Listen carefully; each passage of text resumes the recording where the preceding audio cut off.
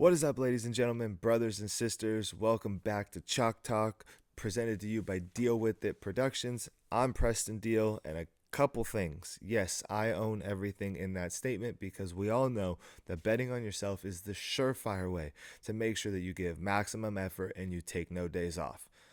Also, if you watched the first episode, thank you so much. Thank you, thank you, thank you. I'm eternally grateful to all the people that have reached out to me, that have supported this idea and this endeavor that I have kind of embarked on, this journey that I have, taken the bull by the horns, kind of gone with it, kind of gone with the flow and seen where it was going to take me. This obviously looks a lot different. If you saw the first episode, if you're now going to go back and watch the first episode, if you're going to watch them in succession, if you watch them in reverse, or if, for whatever reason you see some part of this or some part of the other one, this is a lot different of a setup. We were, the first episode, operating out of a room, out of one of the rooms in our house. It worked. It was fine. The episode went off without a hitch. We had a little glitch in between the 10-minute mark, but we kind of brainstormed this week and thought that maybe a studio and a setup is the better option. Shout out to Joe. If you guys have followed me on social media, know anything about my company, know me personally, or know anything about me and my life, you know that Joe is a part of the company, is part of the working team. He also happens to be my father-in-law, so it makes it really easy when your father-in-law comes to you, a couple hours before you do a show, and it's like, hey, this is not working. Let's try this, try that. Spent all week figuring out how to get a setup organized and operating, and he hit it out of the park. So shout out to Joe. Thank you so much, Joe. You're the best. You're the man. He's not one to be on the camera, but I'm going to get him on one of these shows. He will be a guest. He will probably be my first guest. The guy is super knowledgeable and has stories for days, so I'm looking forward to that. We set this studio up in order to house guests so that we can do more of that community style podcasting. We can get back to the living room style podcast. If you've seen those, we're super grateful that you watch those. We'll get back to all of that, but today we're going over some NFL news, and at the end of this show, I'm going to give you my top 10 quarterbacks in this year's NFL draft as they stand right now, with NFL comparisons, and in a perfect world, if I could place them on an NFL team where I think that they would have the most success, what that would look like. Also, shout out to Gary, sweet hats over there at the San Juan Company, Rancho Mission Viejo. Super awesome. Definitely going to see me wearing these a lot. No, I do not participate in anything to do with the rodeo. I've stepped onto a ranch maybe twice in my entire life. Maybe, if that's pushing it. But I'm so happy for him in the journey that him and my mom are going down, taking part in marriage and doing that whole thing that they're going to do. Gary's an awesome human. If you've ever been to Rancho Mission Viejo or anywhere in that area, that place is incredible and he is awesome.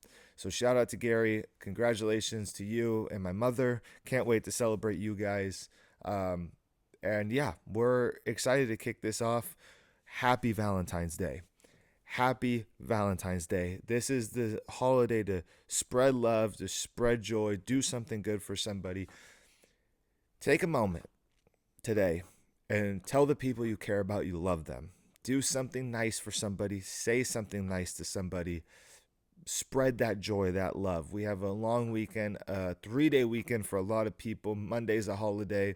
Not for us. We're not taking today off. We won't take Monday off. We'll post shorts all through the weekend. I have to get this video done because I have a big celebration for Valentine's Day planned, and I'm sure everybody's going to see that. If you know my wife, you know that we will be sharing all of that. But let's get into some news. NFL news. We've already gone over the fact that I'm late to the party when it comes to doing podcast shows, installments, whatever you want to call this, whatever I'm calling this, who knows what it really is. But we're a little late. So I want to go over a couple things that have hit the news over the past couple weeks and this week that have implications on the NFL season, and things I've been asked about this week by friends, family, and people that I've been around. The first one, the big one, Kevin O'Connell, head coach of the Minnesota Vikings, gets his contract extension, 5 years, roughly $15 million a year, putting him at the top bracketing as far as salaries of head coaches. Obviously, he's not number one, but he's in that top range. I think when I looked, top five, maybe top eight. Good for him, man. He's a great coach, great mind. Yeah, they had an unfortunate sequence in the playoffs, but whenever you have a head coach, and as somebody who played quarterback, I kind of feel for this type of structure, and it's a deal that Minnesota had to get done. I think it is pivotal that they got that deal done because Kevin O'Connell makes it so that free agents want to come there, players want to re-sign there, and people who get drafted there are excited to be there. You want to go to Minnesota, and it's one of those destinations where it's slowly becoming the toughest division to play in the NFL. And I still can't believe I'm saying that. I sit here and tell people all the time, like, 10 years ago, we would have never talked about the Lions, the Vikings, the Bears, and the Packers as being a top threat in the entire NFL. Now all of them will potentially have a push to be great. I mean, the Packers are there on the verge of being great. The Lions and the Vikings have amazing seasons. They're great with everything that they're doing.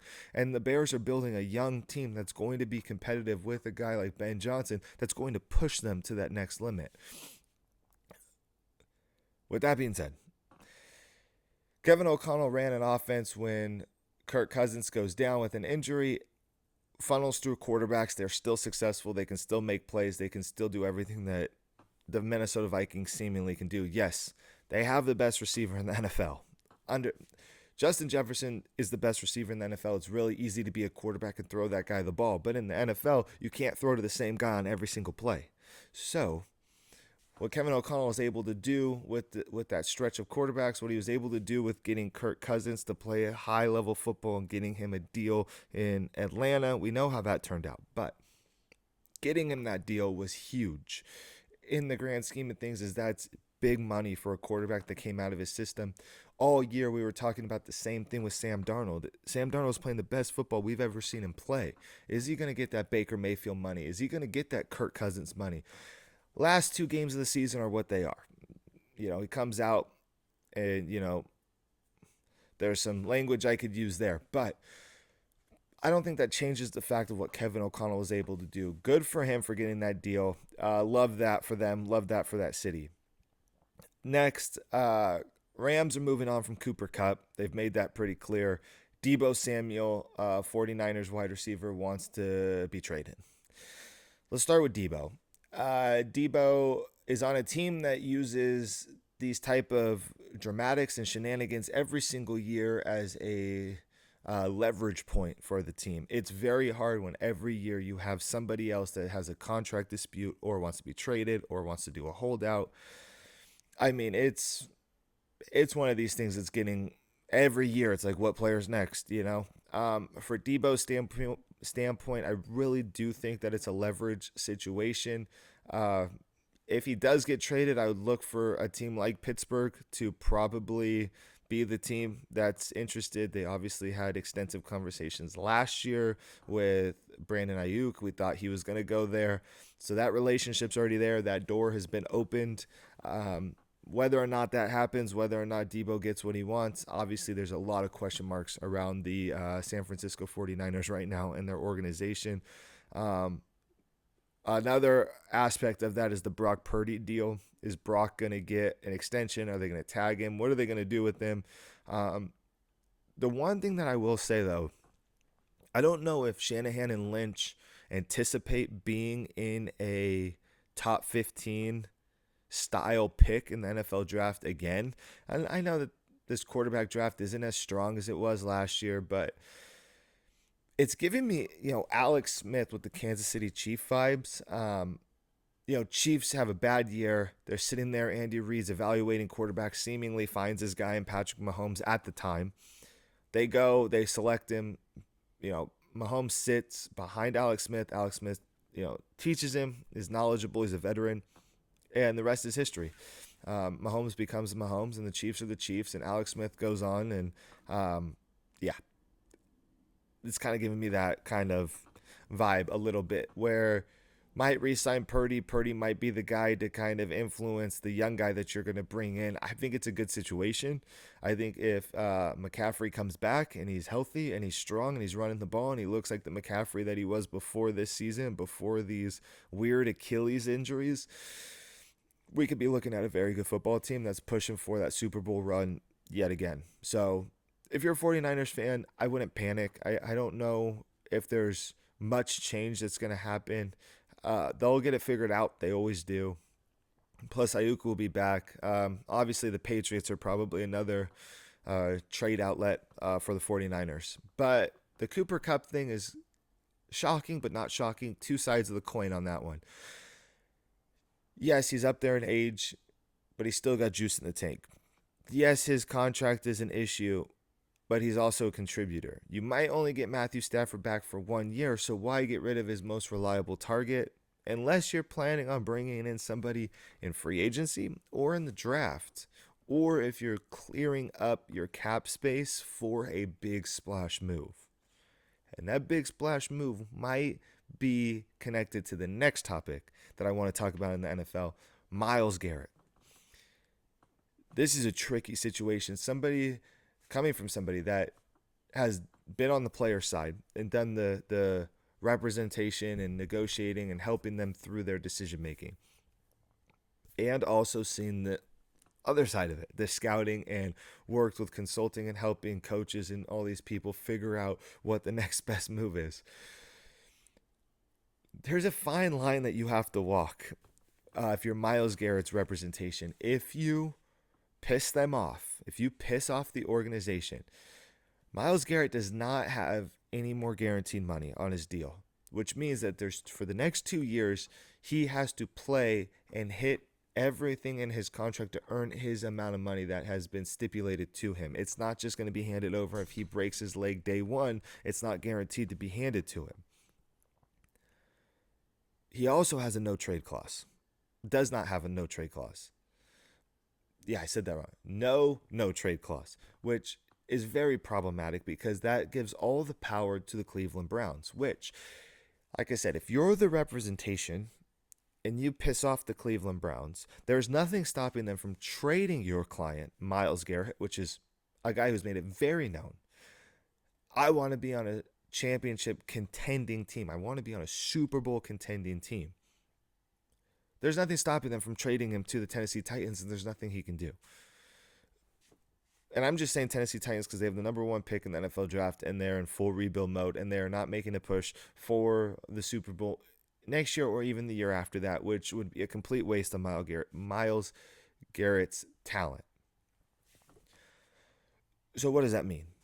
You have to battle, right, head to head. You have to go head to head in making sure you get what you want, a new deal or a trade to a championship contender. You're not going in the AFC. We're not.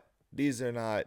And obviously, I understand the Titans, but you're not getting traded to any contender, I should say, in the AFC, which leaves Detroit, Washington, Philadelphia, the Rams. I mean, in that NFC bracket, who has the money and the potential to trade for a guy like Myles Garrett? As that representation, you have to fight against the Browns to get what you want, but you also have to put pressure on the teams that your client wants to go to. Call the Detroit Lions. Call the Rams, the Eagles, all these teams that are at the top of the NFC. Call them and put pressure on them to make the trade. I think the Rams makes a lot of sense. They have between 40 and 60 million. I'm roughly, from last time I looked, kind of, if my brain's doing the math here quickly, to make that move. It could happen. I mean, you never know. Crazier things have happened. My gut tells me they're going to work something out. He'll probably still be in Cleveland. He'll probably have a say in what happens moving forward. But it's interesting. It's interesting, man. It's an interesting conversation. If you're a Browns fan, or if you're talking to Browns fans, or if you have anybody that has any say on the Myles Garrett thing, um, the best advice I have: let's wait and see. I mean, no 2 years of no guaranteed money and no trade clause. Those are problematic opinions. As somebody who's worked on the agency side, those are things that I would have had locked and loaded for a generational talent. Last thing, and I'm going a little long, I'm ranting and raving on these news outlet type of things that have come up. Aaron Rodgers and the New York Jets. I mean, how many times are we going to sit here and talk about the New York Jets and the publicity that they get for just doing things that are stupid? Really. I mean, if the rumors are true about everything that goes on with the Jets, and look, innocent until proven guilty is a real thing. Accusations are accusations. Nothing you can do about that. Until it's proven and we know really what's going on, we just sit here and speculate. And that's exactly what I'm going to do. I'm going to sit here and speculate because I'm talking to a microphone and a camera now. So speculation is kind of in the job title. I don't think Aaron Rodgers will be back with the Jets. I didn't think he would be towards the end of the season. I did believe, though, towards the end of the season that he will be playing football again. I just don't think it's with the New York Jets, and I do not think it's with the New York Giants. I have had a lot of people tell me, watch out for the New York Giants. That's the sleeper team. No way. New York market, that guy, no. He's just not built for that. He thought he was. He went. He did what he could for the Jets. I don't think he goes to another failing organization where they don't even have a quarterback yet for him to mentor. I like Vegas. And people say, well, what's the difference? They don't have a quarterback. They don't, but they have an ownership that is handing the reins over to a 7-time Super Bowl champion, a absolute GOAT, the best quarterback to ever do it in Tom Brady. And not to mention, Aaron Rodgers wouldn't mind, I don't think, playing for Vegas. I don't think Aaron Rodgers would mind playing for the 49ers and mentoring Brock Purdy for a year. There's something about me that says the West Coast is probably going to be his landing spot, give or take. I don't see him going to Tennessee. I don't know if that's really the move. I think, though, that what makes a lot of sense, given the situations that's at hand, if the Minnesota Vikings don't re-sign Sam Darnold, which I don't know if they will, or who knows, you let McCarthy sit 1 year behind a guy like Aaron Rodgers with the team that they have, and you're assuming that Aaron Rodgers is going to bring Devontae Adams with him. So Devontae Adams, Justin Jefferson, Aaron Rodgers, you got Addison, you got a lot of different pieces. With Kevin O'Connell's mind, yeah, that would be my favorite to be the Super Bowl representative out of the NFC for sure. But again, Myles Garrett and Aaron Rodgers, we have to see what's going to happen with those things. I also wrote down in my notes, I believe Aaron Rodgers could join the retirement team. There's nothing stopping him from going and living the Aaron Rodgers lifestyle and kind of just, doing his thing. So I'm excited to see what happens. That's the news for this week. I'm trying to catch up as much as I can. They're usually not going to be this long. I know people have ideas, questions, comments, concerns always about news and media and what's going on. But I wanted to get into the quarterbacks. I want to get into the fun stuff, the NFL draft. We're talking what's going to happen with these NFL teams. Well, it starts with the quarterback position. NFL draft is in April. We are 2 months-ish away. We have the combine coming up. We have pro days coming up. We have top 30 visits, private workouts. We have so much to get through. And we're coming off the Senior Bowl and Shrine Bowl. So let's get into quarterbacks. Like I said, I'm going to give you my list of top 10 quarterbacks where they stand right now. I'm going to go in reverse order, 10 to 1, to keep you guys interested. Hopefully you watch this whole video. I'm going to say it really quickly. I'm going to say it every single time, and it's annoying. I know when you watch these videos and you hear these people say this. Please like, comment, share, subscribe, send it to your friends, leave me questions, get in contact with me any way you can. Shorts are posted every single day. That is not Monday and Fridays. These videos go up Monday and Friday. So if you could help me boost those ratings, help me boost some viewership, that would be greatly appreciated. It will not go unnoticed, I promise. Now, quarterbacks. Honorable mention that's not in my top 10, which I've seen so much about this guy. I'm not sure. I'm going to be honest. I haven't watched a whole lot of film yet on him. I watched him at the Senior Bowl, and I kind of get it. I'm not fully there yet. Shuck, the quarterback from Louisville. He's a big guy, man. I mean, 6'5", maybe 6'6", 225, 235 pounds.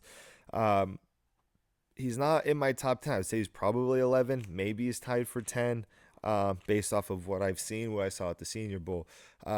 He reminds me a little bit of like, I have it right here in my notes, kind of like a Justin Herbert style quarterback.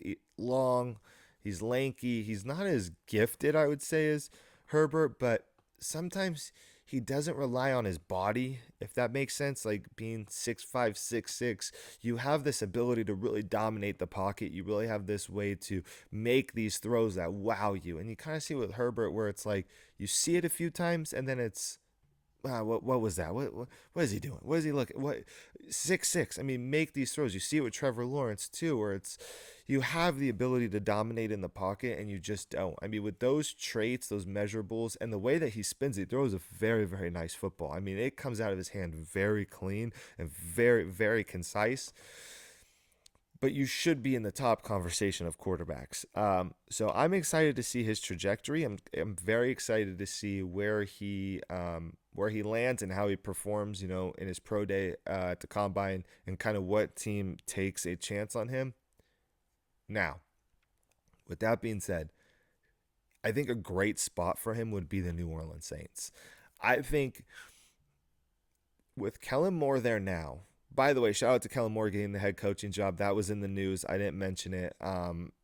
That team's in shambles. That's a whole nother rant for another time. But Shuck could go in there, and if you keep Derek Carr, because of the cap issues and casualties, he can learn. He could battle with Rattler. He could kind of do the things that Kellen Moore likes you to do in that offense. And I think Shuck's athletic enough to probably make the plays in Kellen Moore's offense that he needs, even though they're probably going to rely a lot on the run.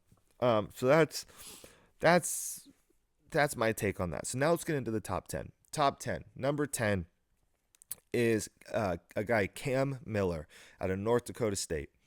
He's 6'1". He's 215 pounds. The guy is a winner. He went to an FCS school. Obviously, I'm a sucker for FCS schools. Also, if you've watched any UC Davis games recently over the past like 2 or 3 years, their logo doesn't look like this anymore. Not sure why they didn't get the cool uniforms when I was there. We were stuck with that. But anyways, FCS school. I'm getting off topic here. This is what happens. You start talking about FCS schools and nobody's ever heard of, and all of a sudden you go 20-minute rant on it. He's a natural winner, man. Cam Miller is a natural winner. He makes great throws. He delivers the ball from the pocket. He's athletic. He can make plays outside the pocket. He just is built for like a Kyle Shanahan style offense. And it's funny because my NFL comp for him is Brock Purdy. So I think you'll see him be drafted late, get into a system, and in 2 to 3 years, people are going to be like, who is this guy? Where did he come from? Oh, he's pretty good. Or he's going to be a career backup where it's 10, 12, 15 years, which is the best job to have in the NFL. You don't get hit. You don't get hurt. You make a ton of money. And then you get to get into media, and then you get to call games, and your career is forever taking off. So he's one to keep an eye on. I think San Francisco 49ers would be a great landing spot for him. My comp for him is Brock Purdy. He sits at number 10. Number 9, which probably would be a shock for a lot of people, is Riley Leonard, quarterback out of Notre Dame. Um, yeah, it's a little up and down. The first thing I want to say about Riley Leonard, let's get some different shoulder pads. I mean, I don't know why we're wearing shoulder pads that go up to here and we look like an offensive guard. I mean, you want to talk about your athleticism, you want to show off how you're a basketball player, you're a baller, and he has great athleticism. Different shoulder pads. Let's get let's get more athletic looking on the field versus kind of looking like a stick in the mud. Um, I like Leonard's heart. I like his mind. I like everything that he has been able to prove this year. I think he took leaps and bounds after that NIU game all the way. I mean, that first drive in the national championship, laying his body out there on the line. Yeah, he struggles with some passes. Yes, he needs some pocket work, but he goes to the Senior Bowl and makes great throws on one-on-ones. I mean, it looks like a different guy. So I think that there's potential there. His comparison for me is, I gotta look at my notes here. Bear with me. They're jumbled up in a bunch. I write everything down, by the way. I don't put anything into a computer. It's just very old school mentality. If you write it down, you'll remember it. Clearly, my theory is not working. Comp for Riley Leonard, Kenny Pickett. In a way, I think Leonard throws the ball similar, has those similar inaccuracy issues, but it has the athletic ability. I think people forget Kenny Pickett had athletic ability. He could escape the pocket. He can move. He can make plays with his legs, and you wondering, like, third and 14, how did he run and get that? I mean, he's making moves. They're those sneaky basketball players when you go to the rec center. They're just good. They're just athletic. They make the shots. They confuse you with their ability. He would be good in a system where he can learn, he can develop, and that will rely on his athletic ability to overcompensate for the underwhelming passing inconsistencies. And then once those link together, I think he's going to be a really decent quarterback. I think he will be a better backup than probably a starter, which again is not a bad thing. I would take that job any day of the week.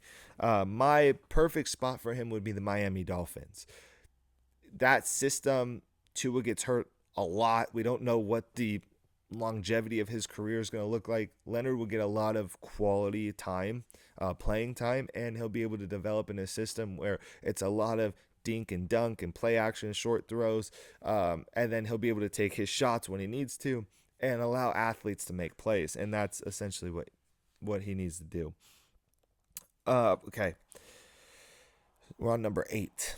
My 8th best quarterback in the draft, Kyle McCord. He is raised. I'll get back to you on that one. He has generated some buzz, and he has definitely shot up my draft board. I've watched film on him. I've watched him sling it. I've watched him do amazing things with the football. Not so much sold on him coming into the season. I'd say more sold on him after the season. He can throw it. I mean, I don't know. He's an interesting prospect. I wouldn't be declined to take him in a late round and see what I can develop him into. Again, if he can be a career backup, that's fantastic. He seems like he knows how to read the defense. He can make the throws. He's quick and accurate when he's in the pocket. My comp for him is Sam Darnold in a way. I think sometimes McCord will make these throws where he throws 5 interceptions in a game, and you're just like, I just watched you for 3 straight games make 400 yards passing with a team that has no athletes. And then you come out here and lay an egg and throw 5 interceptions and start looking like a bust. So if you can weather those ebbs and those flows with him, kind of get him to be very consistent, very intermediate passing game with play action, and allow him to make those throws, I think you'll see what Sam Darnold was able to do in Kyle McCord, where they have sustained success on drives throughout games and for a season and for seasons, really. My team for him would be the Seattle Seahawks. Gino, I don't know. I don't know I don't really know what's happening there. I have not really dug into the Seahawks or their organization or what they're thinking in this offseason. That's something I will be getting into. It's one of those teams that I definitely have to make an effort to go and focus on. But I think Seattle will be perfect. I think he kind of has that Geno Smith vibe where he makes these really really nice throws. He throws a nice spiral, a nice football. It does get outside the pocket a little bit. I just think that if he can develop under Geno, I think they might have something there in Seattle with a guy like McCord who is not stupid. He's a smart kid. He's a smart quarterback. He can make the throws. I'm excited to see where he lands. My perfect place would be Seattle. Um, so that's Kyle McCord of Syracuse. All right, number 7 on my list of quarterbacks in the draft, and I talked about it on Monday as a stock decline. Jalen Milroe, Alabama quarterback. Absolute physical specimen. I mean, this guy is incredible. An incredible athlete. The best athlete on the field anywhere he goes, like Lamar Jackson. So he kind of has that. But the other comp I'd give him is a little bit like Justin Fields. Insane athlete. Another just specimen at quarterback, but doesn't have the passing tools necessarily that you want to see. Misses throws. Throws a great deep ball, and we've seen what he can do outside the pocket. But everything else is just not there yet. Doesn't mean it's not going to be. Doesn't mean that's not going to be. So those are my comps for him. There's a lot that I have to watch on Jalen Milroe still as far as film. So that's kind of my scouting report as of right now. Ideal team, Los Angeles Rams. Now let me explain. You got Matthew Stafford for at least one more year. Maybe more, we don't know, but we know at least one more year. He can help develop that weird gunslinging mentality that Jalen Milroe has. He can sit there and mentor him. He can teach him the offense. And a guy like McVay's mind, with a supreme athlete like that, the waters are uncharted. And I think you would see something very, very, very special, similar to what Pittsburgh did by bringing in Justin Fields in certain situations. I think McVay would develop a huge portion of the offense for a guy like that, and it changes the game. I mean, you get into that snow game against the Eagles, you're in the fourth quarter, you got a guy like Jalen Milroe, you're trying to, ice the clock or come back or, really trying to manage your drive. Instead of slinging it all over the field, you just run read option with that guy. Now the defense has to watch a running quarterback, a Kyron Williams, you have Puka Nacua, you have all these guys that could get the ball. Stafford doesn't give you that dynamic. I think having another player like that would be awesome for the Rams. So keep an eye out for that. Haven't heard anything that's going to be the pick, or that's the place that is even considering him. In my mind, if I'm scouting for the Rams, I'm pitching Jalen Milroe to McVay like a week ago. Next guy on the list, I don't even know what number we're at. 6, I think. Dylan Gabriel out of Oregon.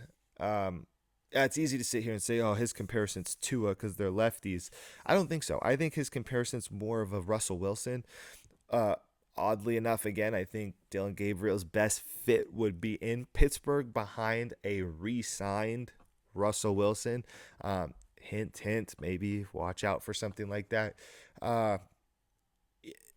Gabriel's good, man. I mean, he's got the athletic ability to get, in and out of the pocket. He slides up in the pocket, has a lot of really nice awareness on where to go with the ball. He's got a lot stronger arm than I think lefties get credit for, especially, somebody we can compare him to Tua. He's got a way better arm than Tua. The stature, could be a concern. I think he's going to have a good NFL career. I think he will be a starter eventually, which is high praise for a guy that's not in the top 3 of my quarterback rankings. But I've watched him struggle at Oregon, but I've also watched him make some of the most incredible plays, lead some of the most incredible drives. I saw him do it at Oklahoma. This guy's a competitor. He's a baller. He's tough. He's physical. But he needs to learn. He needs to develop. He needs to get into a system where he can, he can grow into his body and into his arm, into his mind, and into an offense. Pittsburgh is Pittsburgh's a dark horse, I think.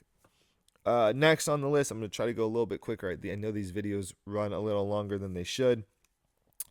Um, Fifth on my list, which I've been jockeying back and forth, Quinn Ewers, who I thought coming in, I'm going to be honest, I thought coming into this season, that Quinn Ewers was going to be the number one quarterback in the draft. I really believed that he was going to show out this year, lead this stacked Texas team to a national championship, and he was going to cement himself and as a Texas legend one, and probably that number one overall pick. Now he finds himself fifth on my board. I think the injury has a lot to do with it. But the more that I've watched his tape, he reminds me a lot of Jared Goff. This kind of not understanding the body in the pocket, kind of goes down a little easy, but throws a good enough ball that gets there. I mean, he's got an arm. I mean, we watched Jared Goff throw the ball. We're like, wow, that doesn't make any sense. It should never have gotten there. And somehow it's on point, it's accurate. I think he has the ability to blow up the combine and the pro day and really cement himself maybe as the third overall quarterback in the draft again, like he was earlier in the season. There's just some things that are red flags: missed throws, overthrows, underthrows, not reading the defense completely. And then the injury and the mobility has kind of been a question mark of how healthy is he and how healthy is he going to be. Especially if you're one of those top three quarterbacks taken off the board, you're kind of assumed to be a starter day one. I don't know if he's got that in him. I think with that being said, if he blows up the combine and blows up the draft and proves that, hey, I'm healthy and I can be a starter day one, I think the New York Jets would be a great spot for him. Aaron Glenn just worked with a defense that had Jared Goff on the other side. He knows what he's going to get by bringing in a player like a Jared Goff style quarterback, pocket passer. If you can limit the mistakes that Quinn Ewers makes, that defense is going to put you in, advantageous situations. Aaron Glenn's defense is going to get you the ball on your side of the 50 in positive field position. You're not going to have to sustain many 12, 13, 14 play drives unless you're ending the game. So I think it could be a potentially really good fit if he can prove that he's healthy and can be a starter right away and blows up the combine, pro day, and he nails these interviews, which I'm confident he can. Like I said, before the season, he was my number one quarterback going into the season. So that's a big drop. I'm high on him still. Number 4 is Will Howard, big monster quarterback out of Ohio State, national championship quarterback. I don't know why people don't really talk about this guy. I mean, listen, he was great at Kansas State, led a team that had no athletes to multiple win seasons, was a really, really good player, goes to Ohio State, proves that he can be a really, really, really good quarterback, and leads them to win after win after win, has a malfunction in his brain against Oregon. If that malfunction doesn't happen, they don't lose a game. Yeah, they lose to Michigan, but that's a whole nother thing that has to be addressed in a different time, in a different show. I'll give you a little preview. You could have an 0-10 football team going into a rivalry week in college football against a 10-0 team, and the 0-10 team beats the living hell out of the undefeated team. Rivalries are different. Oregon, Ohio State's not a rivalry. It probably will become a rivalry over time, but the Michigan game is something that you box and highlight in itself. Everything else, I thought Will Howard played fantastic. He's 6'4", 240 pounds, and he's more athletic than people give him credit for. I think that is very, very important on the trajectory of what we're looking at. When it comes to NFL quarterbacks nowadays, you got to be able to stand in the pocket, got to be able to make all the throws, got to be able to read the defense, got to be a leader of men, and you have to have athletic ability enough to make plays outside the pocket. He's going to be a steal. He's going to be a steal. And I compare him to, let me look at my notes.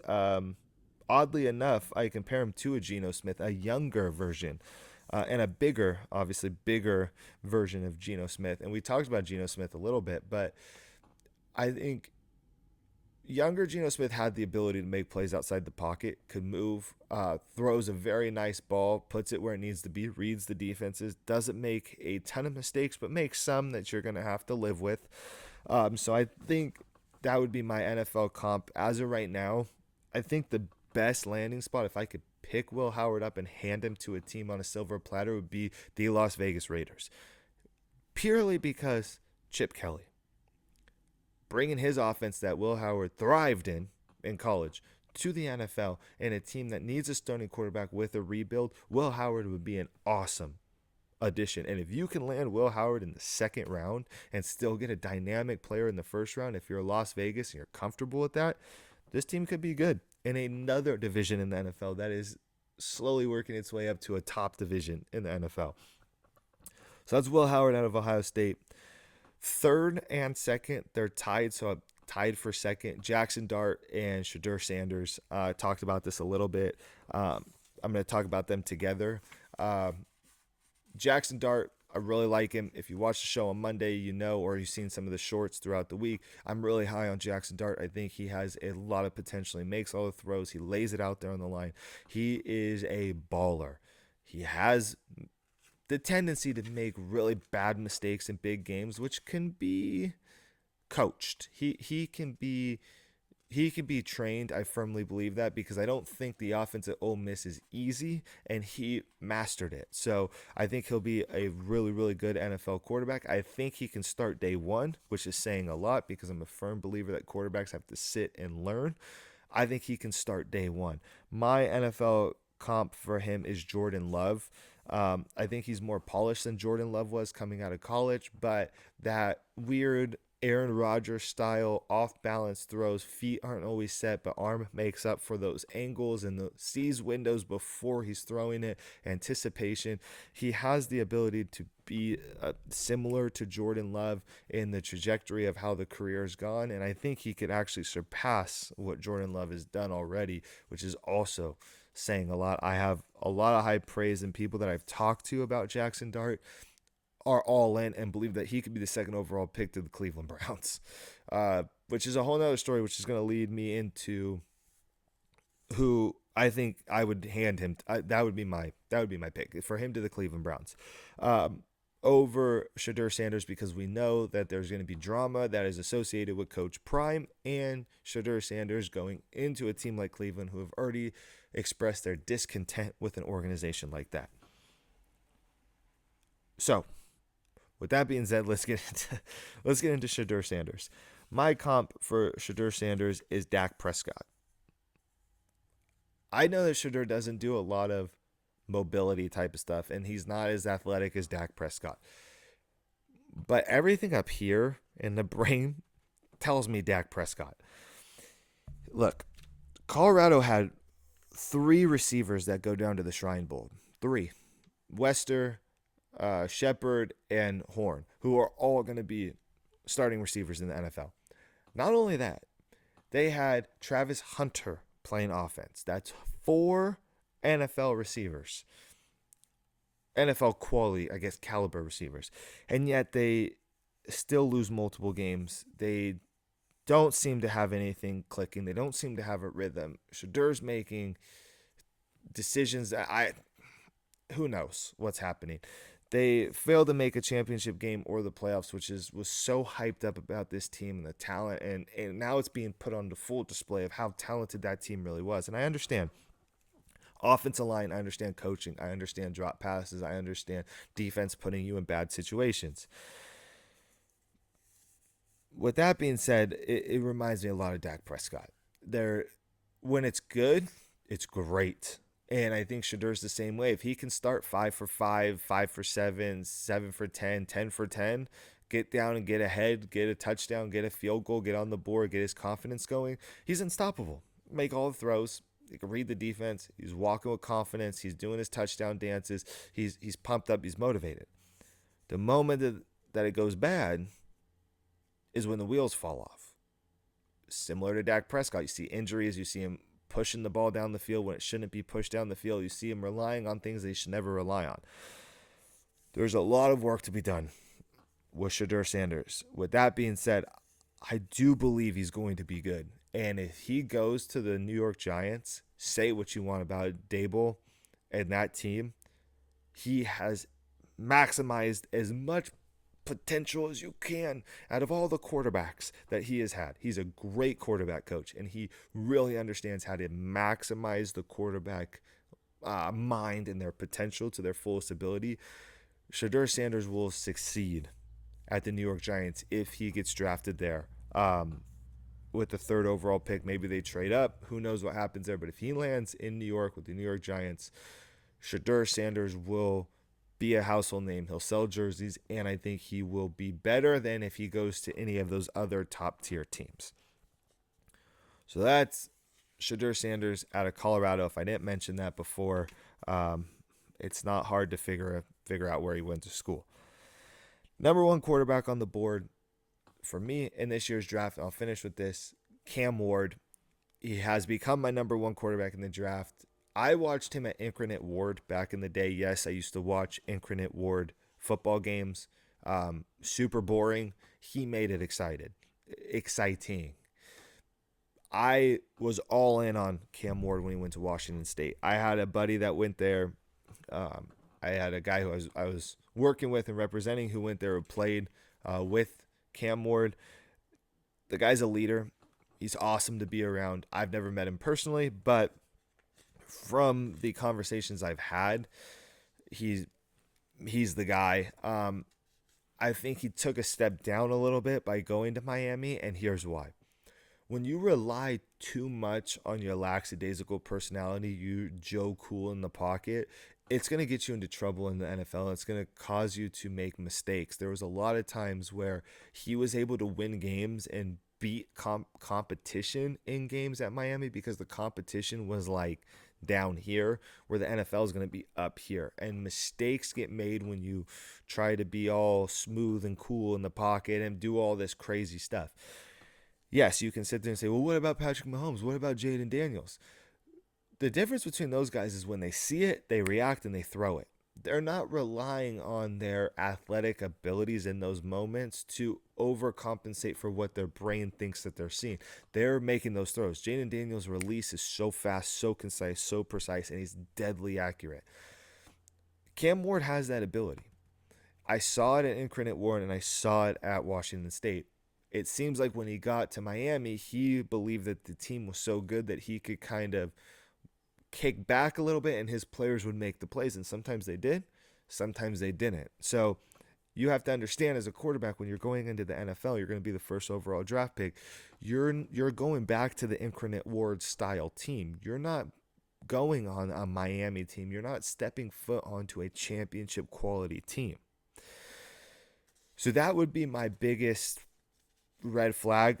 His arm is incredible. His mind is incredible. His athletic ability, awesome. I think he's going to blow it up at the combine, at the pro day, whether he works out or not.